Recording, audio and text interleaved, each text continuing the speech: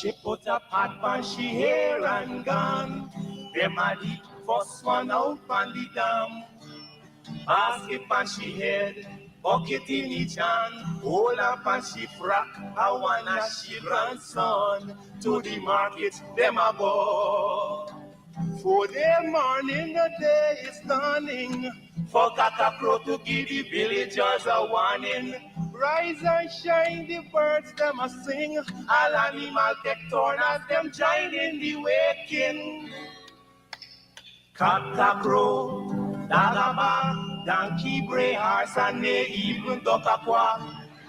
Cockcrow, dagaba, donkey bray, horse and neigh, even duck a quack. Donkey bray, even duck a quack. I wonder if how many folks out of the country, if somebody goes to them and say, "Daga bark, arse, donkey bray, duck a quack," right away you know that's a country boy or a country girl. Huh? Yeah, but at the same time, this is the language that people understand. I remember last Sunday coming out of church, and there's a sort of passageway, and the parents were ahead, and the little child, she must have been like 6 or 7. Are you gone away and left me? I mean, she's girl, Sunday best. She's trying to catch up with her parents. Are you gone away and left me? I mean, how many foreigners would understand? Are you gone away and left me? Are you gone away and left me? I remember a worst case, coming back to Creole, in which a certain taxi driver had abandoned his younger girlfriend, and the matter went up to the court because the girl took a cricket bat and smashed his windscreen, so she got charged before the court. And she tell the court, "Me and taking left." Again, how many persons outside of Guyana would understand me and taking left? So Creolese is important. So dog a bag, duck a quack, that is an important means of communication. That is the language people speak every day. And I'm glad that Avi has used that as his theme song.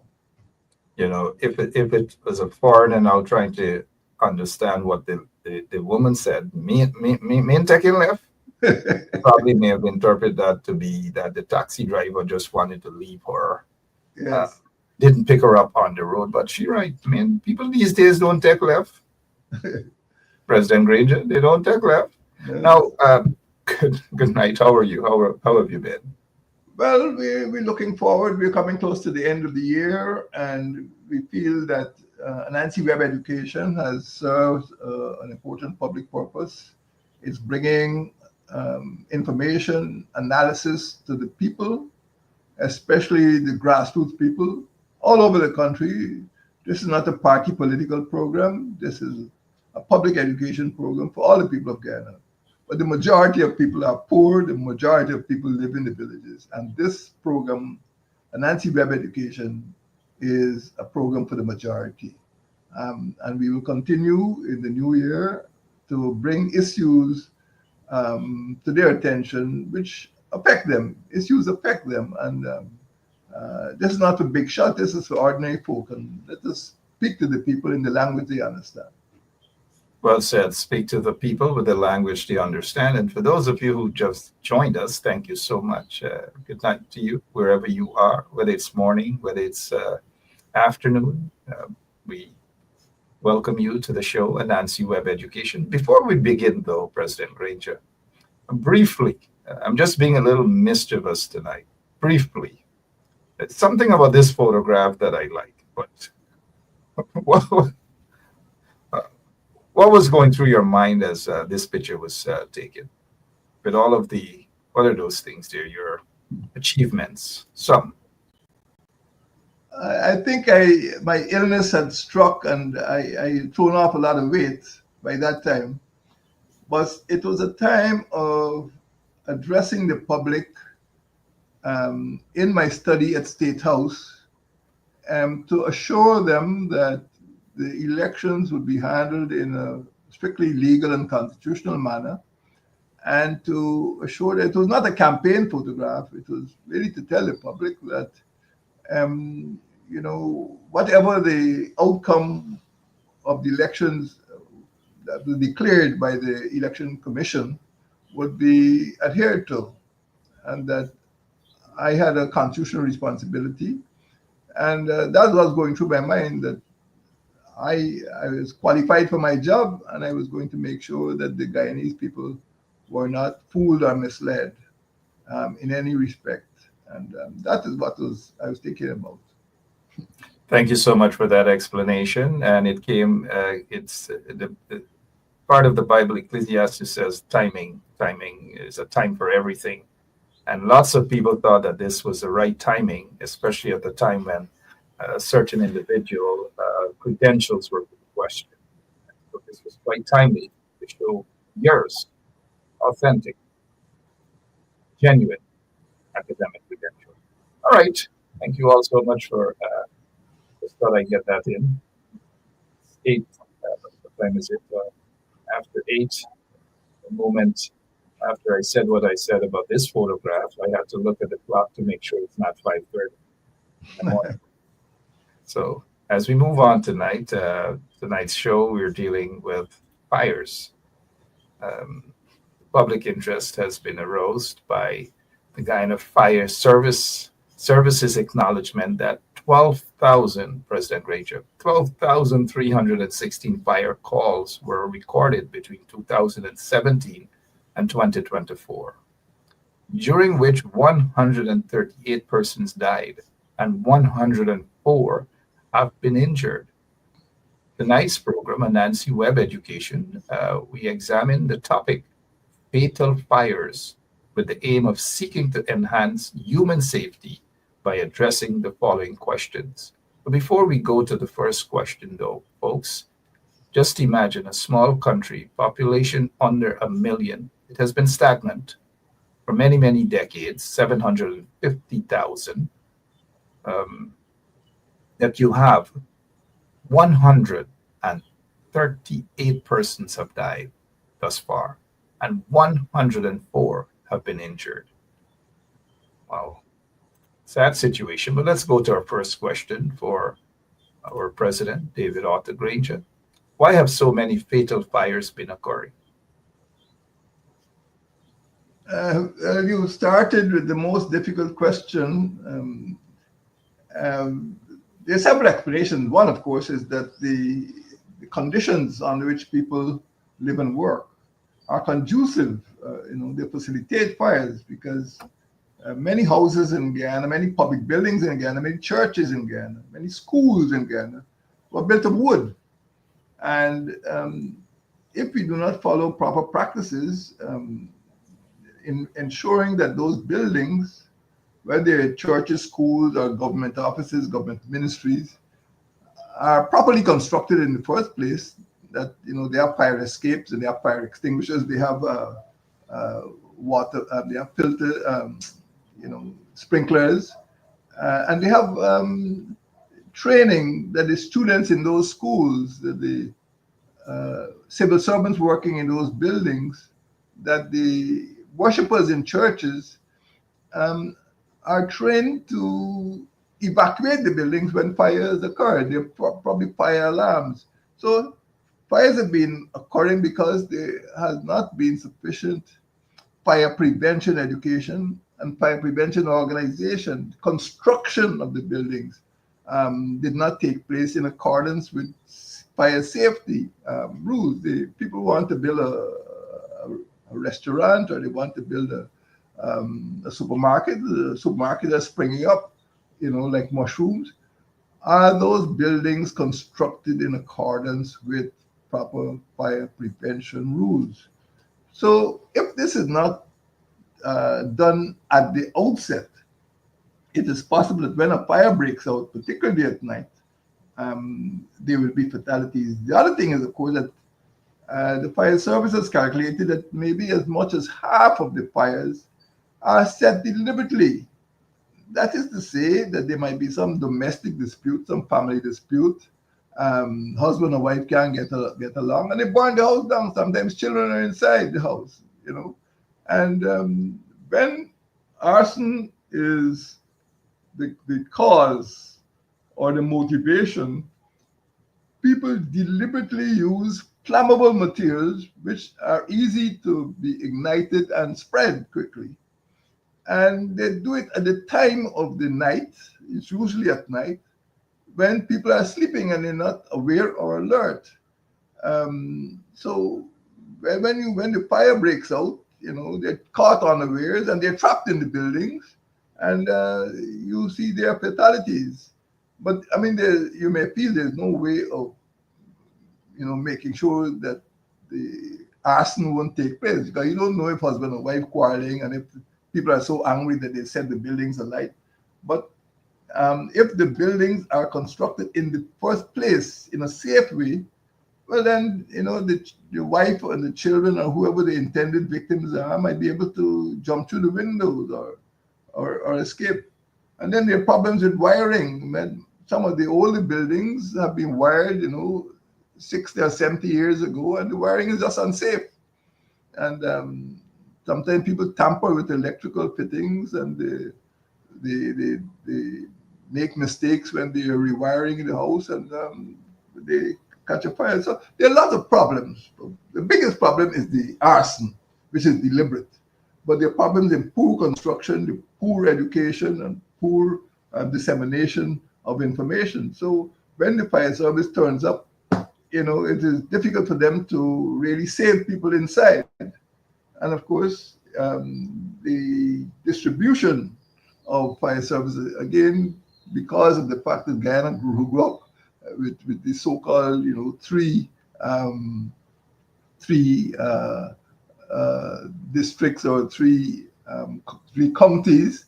I mean, maybe in the British time you put one fire service in New Amsterdam, one in Georgetown, and one in Essequibo, like the prison service. One New Amsterdam prison, one Georgetown prison, one Mazruli prison. But right now, the APNUFC administration has reinforced the 10 region concept. So every region has to have at least one. And there's one now in Maburugu, one in Leyte, one in Madia. And it means that when a fire breaks out, they can respond more easily. But also it means that there will be people on the ground to conduct fire prevention inspections, and to go into schools and teach the children about fire prevention measures. So things will get better if the government pays attention to the type of planning that APNUFC have put in place. So fires do not have to occur so frequently, and fires do not have to be fatal. But it means that there must be better education, better construction, better organization, better dissemination of information. And the fire service has an important role to play. No public building in this country ever again should be constructed without the approval of the fire service, even if it's a supermarket. You have 100 or 200 shoppers in it. Where are your fire extinguishers, where are your sprinklers, where are your fire escape? Everything comes back to having an efficient fire service. Fire service is not one of the, services you should dismiss. It is directly concerned with public safety. We mustn't feel that everything must just go to the police and army. We have to pay attention to the fire service as well. They have a critical role to play in preventing fires, and particularly preventing fatal fires. I mean, in a case like the Madia conflagration, the Madia Inferno, if the building conformed to proper fire safety standards before it was constructed, or having constructed, if it was corrected, those lives would not have been lost. But we see that the Commission of Inquiry did not do its work properly, and they sought not to bring before the inquiry the people who are responsible for the Ministry of Education and the construction in Mali region. At the national and regional level, we see that the people were not called to give account for the stewardship. And that is one of the problems. So that is the way we have to go. We just have to hold the government to account to make sure that more lives are not lost. Absolutely. Holding them accountable to ensure that more lives are not lost. If you're now joining us, good night and welcome to Anansi Web Education. Our second question, as we deal with fires: where have fires been most likely to occur? Well, naturally, the fires occur in homes or government ministries, schools, and other built up areas where people live. But they're most likely to come throughout the country. We've had terrible fires in every single region. The Madia fire was in region number 8. We had fires in region number 1. We had fires in region 4, 5, 6. The most recent fire where the family was incinerated was in region 6. So the answer to the question simply, in every region, fires are likely to occur, but also in the built-up areas particularly. And that is what we must pay attention to. Also in places like in the hinterland, you may feel that the hinterland is this wide open space, but in cases like Port Kaituma or Peruni Landing, where the mining enterprises or the logging enterprises, um, you might have things like poor storage of fuels, or you might have poor safety in terms of the stellings, um, poor safety, procedures. So every building that caters for the public, um, whether it's a supermarket, whether it's a government office, whether it's a school, and sometimes the school may have 600, 700 children. All of these places need to have proper fire safety, fire prevention equipment, and training and education for the people who are in them. Because they're likely to occur everywhere, and particularly in terms of arson, they're likely to occur at night. So just as you can have police patrols, you can have fire service patrols, and you can have, particularly in the dry season, when people are burning grass, you must have patrols. People must go there and say, put that fire out, because it's unsupervised, it's unlawful. And when you go to sleep, the fire will continue to burn and take away people's homes. So they're likely to occur countrywide, and the same attentiveness that we pay to police patrols, with community policing groups, we must learn to pay similar attention to fire service patrols, particularly in a preventive role. Fire service officers must go into schools, inspect the schools, make sure the equipment is there, instruct the staff and the students about safety drills, and make sure the equipment is there, make sure that the fire escapes. I know many schools are built without fire escapes. So what happens when there's an emergency? How the children will get out? Sometimes there's a bomb scare and children can't get out. Everybody locked in, hundreds of children. So they are most likely to occur in places where human beings congregate in large numbers in all of the regions. But particular emphasis must be placed in government ministries, because sometimes the arson could be directed at destroying government records, unfortunately. And in homes and in townships, arson would be directed at destroying houses in which you have domestic disputes. It's a form of domestic violence. Absolutely. Thank you so much, President Granger. As we move to the third question, well, let me just say thanks. During your administration, the APNU AFC government, you guys were addressing the issue of these fires and ensuring that there are fire stations equipped in every region, something that we saw prior to 2015 missing in action for 23 years. Just imagine. 23 years it was missing in action, but you, under your presidency, corrected that from 2015 to 2020. Now let's go to I just thought I squeezed that one in, but let's go to the third question. Who has been held responsible for fires at schools? And we have seen lots and lots of suspicious fires at schools, but who have been, or who has been held responsible for those fires? Well, the way you put that question makes it clear that any response has to direct its attention to the Ministry of Education. We remember the fire at Queen's College, I think in 1996. Well, once it's in the Ministry of Education, once it's a school, the Ministry of Education.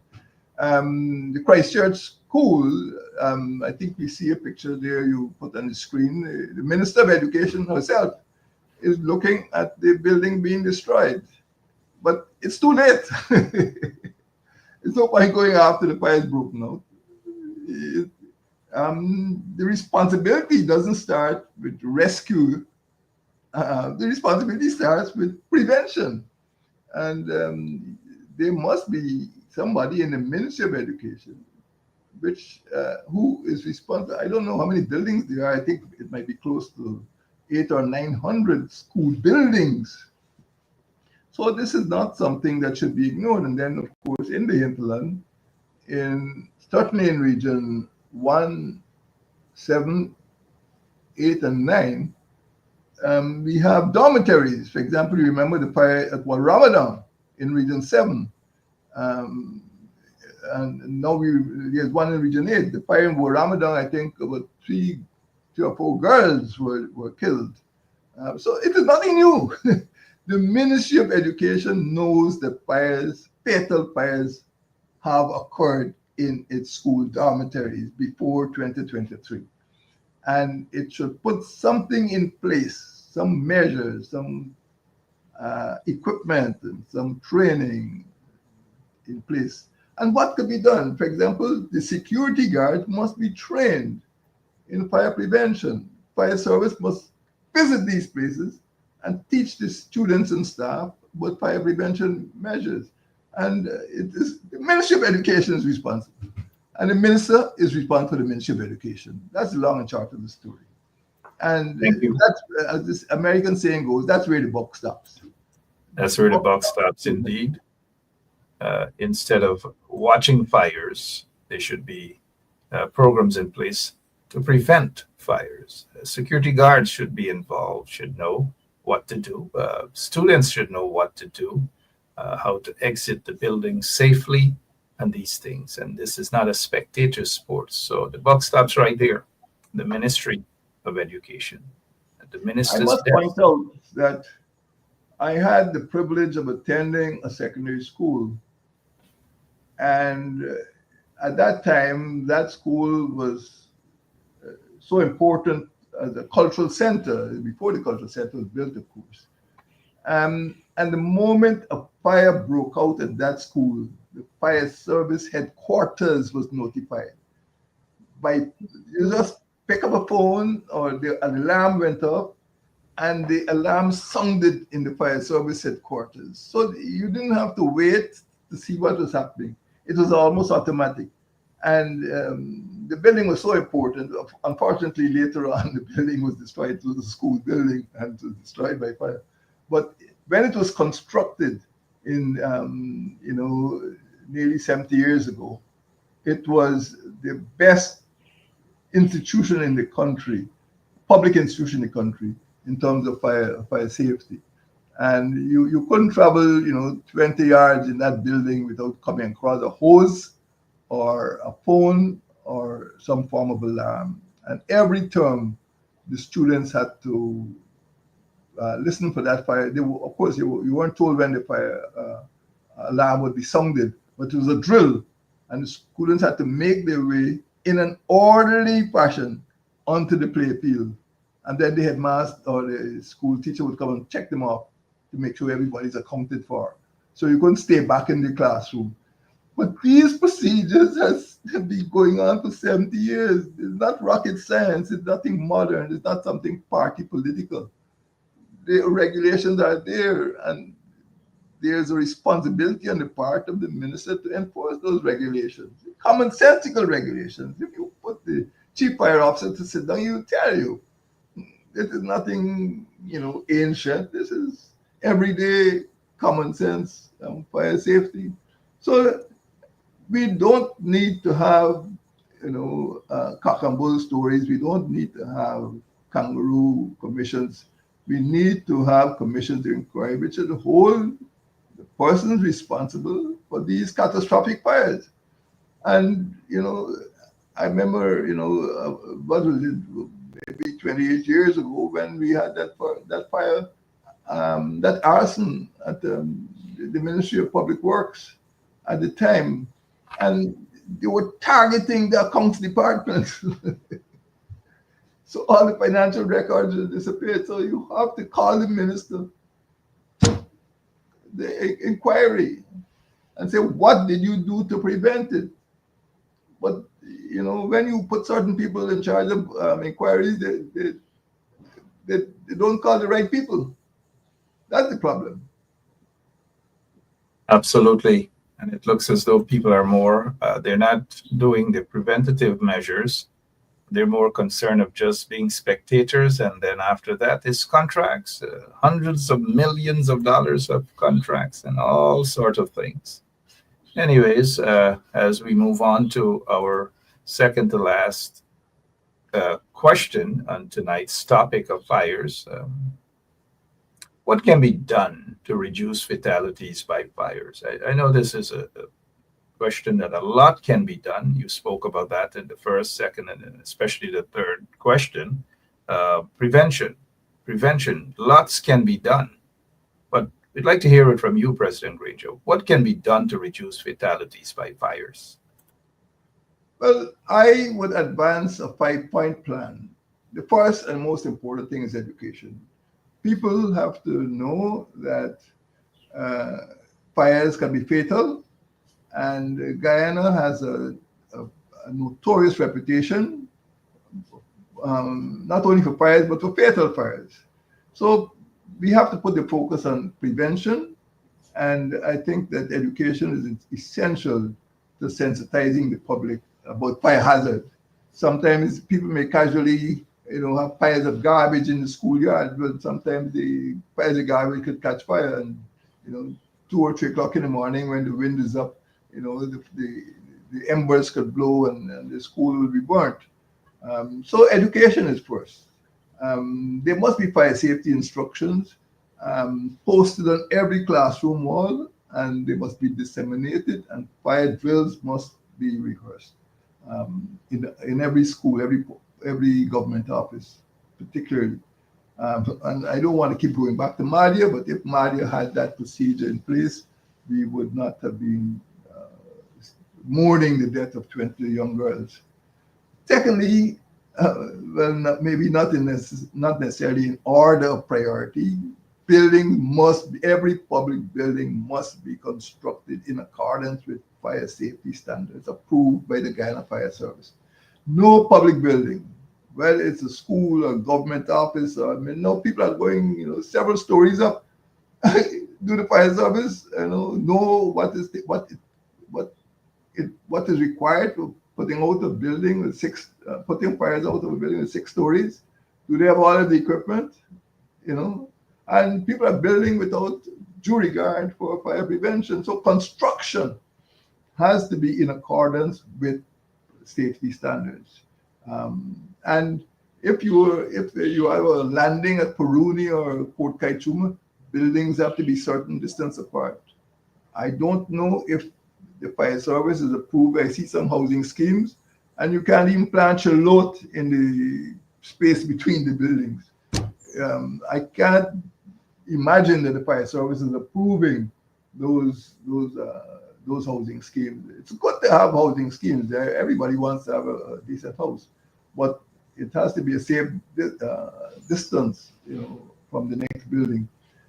There must be, especially, I'm putting a lot of emphasis in schools because that's where our children, and in government offices.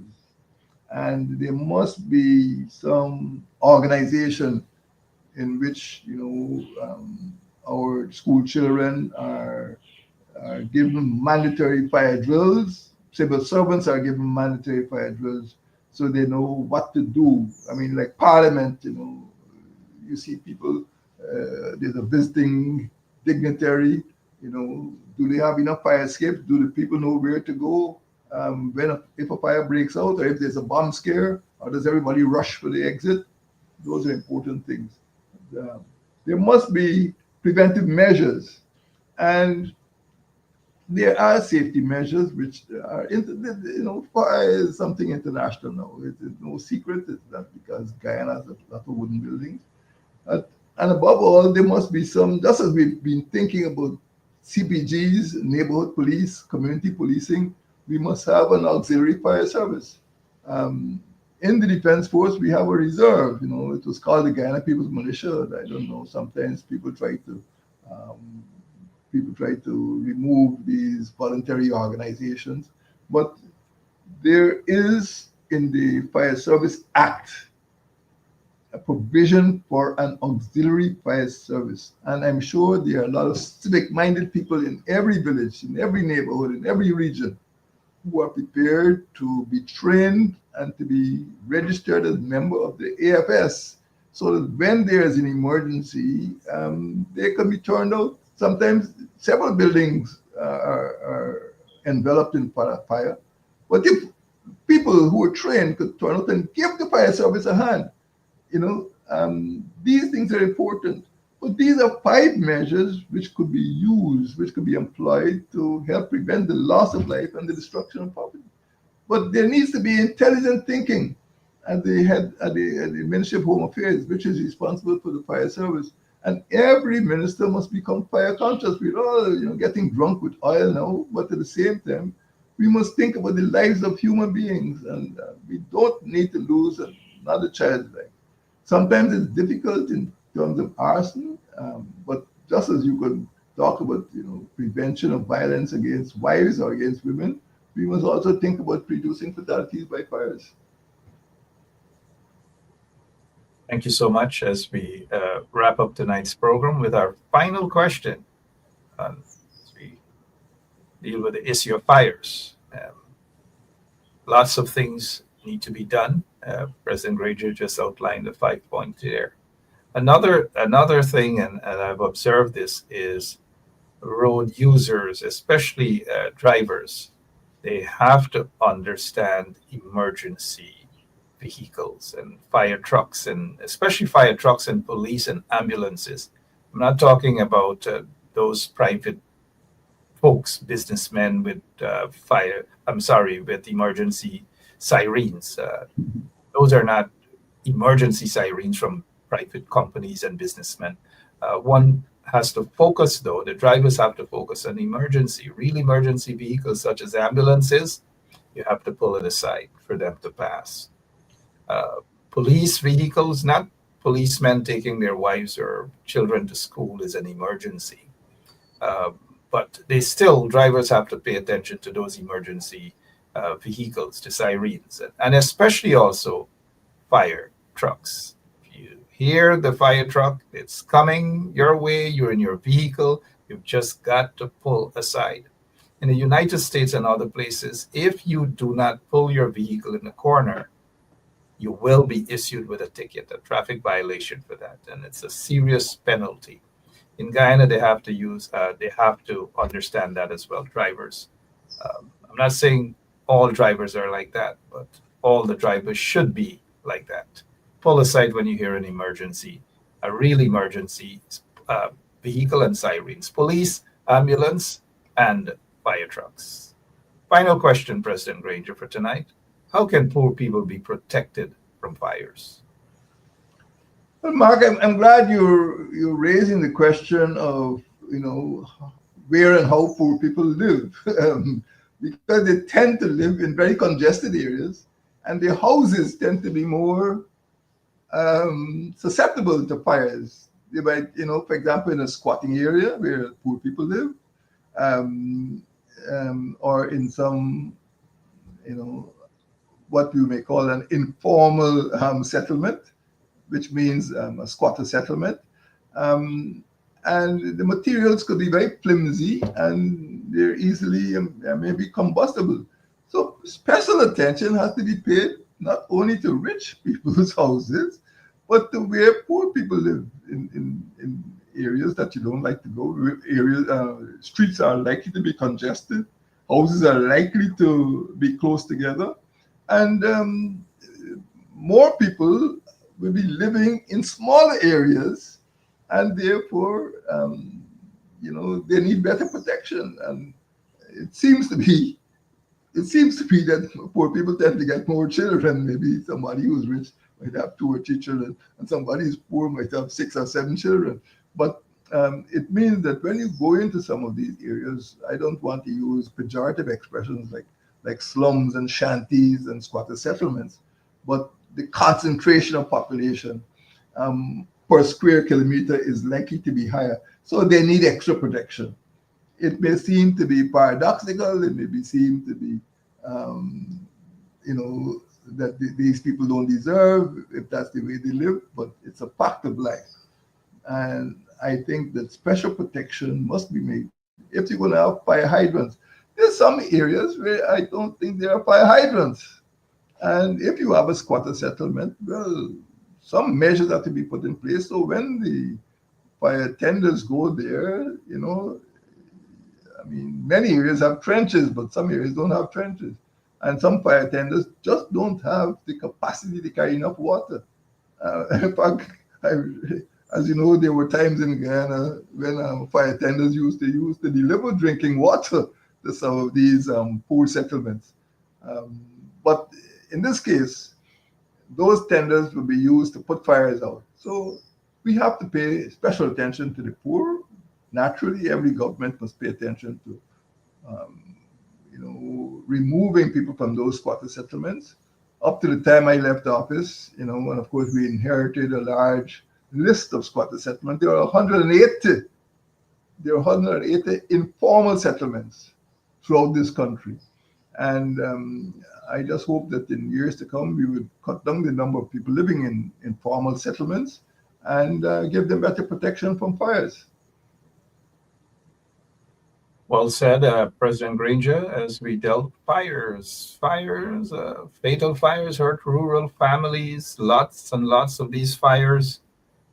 Just a couple of days ago, a mother and her 3 children, I believe, they perished. That fire up a quarantine, then the school dorm. This was another horrific incident, should never have happened. Prevention, as you spoke about, President Granger, prevention. We need to see more of this in schools and government buildings and so forth. Police, just like the police, see they're going into communities, kicking footballs, playing cricket. We need to see our firemen and women out in communities as well, doing the same thing, playing cricket, playing football, yes, interacting with members of the community, the villages, but also talking to them about fire prevention. We should see more of these things. We should see firemen and women visiting the schools often.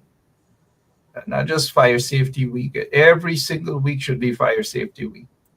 Instead of having individuals, private businesses and quote unquote businessmen going to visit schools and give them out $5,000, $3,000. We don't need that. Let our kids be kids. Let schools be schools. And so our firemen and women should be in those schools to talk about fire safety. Every month and every day, this should be spoken at assemblies and so forth. All of these things. Don't wait until something happens. There's a fire, and then you gone and you stand up there and are watching. Reminds me of when we didn't have TV under quarantine, and we just stand up watching your neighbor TV on the road.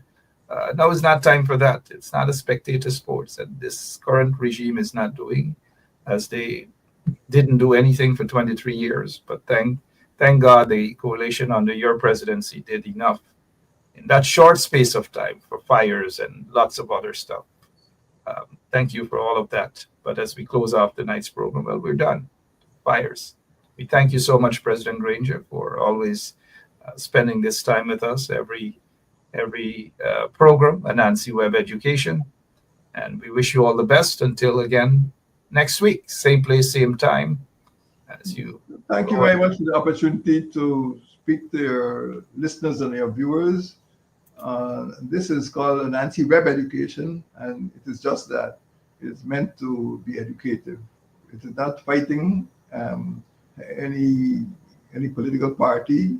It is educating the people about their rights and their privileges. And we want to make sure that every Guyanese, adult or child, particularly children, can enjoy a good life.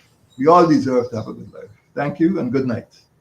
Thank you so much. Indeed, we're not fighting. We're just speaking the truth, and the people know the truth. It says, "Speak the truth, and this truth shall set you free." Right, and that's what we're doing here. Thank you so much. I hope your kitchen garden is going well, and give our regards to the beautiful First Lady, Sandra Marie Granger. 2025 is around the corner. You did say the program will continue to deal with issues affecting ordinary Guyanese and so forth. Looking forward for that and much more.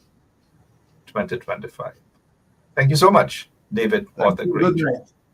Appreciate it. And to all of our listeners, thank you for tuning in right here on 107.1 FM. God bless you all. Have a great rest of the night, the day, the morning, wherever you are. Until next week. Tata. Come and hear this sweet story that tell the people about life in the country. All day I back down, me now I come home. Inaga jackass yard to fetch the load. Cockle shy hand, bag over shoulder, running by his side, a Rexy and Rover. From the farm, them a come. So